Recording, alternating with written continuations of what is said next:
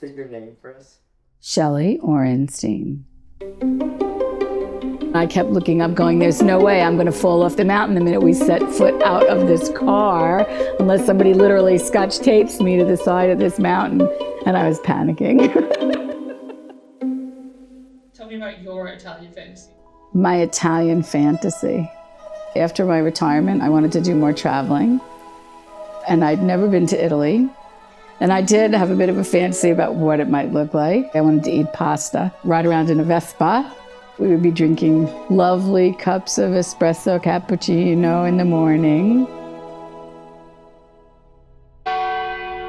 But the big surprise was we didn't have a whole lot of cups of cappuccino. We didn't ride a Vespa. We had espresso in the tiniest cups we've ever seen. We went to Metato up in Tuscany. We had this hair-raising drive full of hairpin turns. The architect and his family kept donkeys. They get loose every once in a while, and one day they did. We made our way south.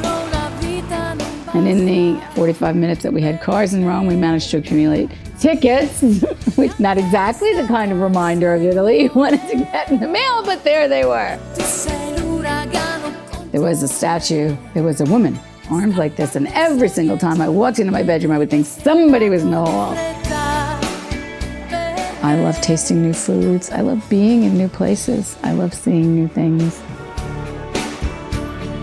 So that became my retirement trip.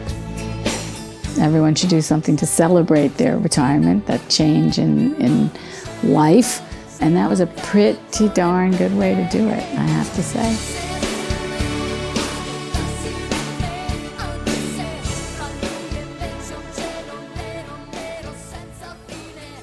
It was dancing ducks that kept us entertained when the road got long.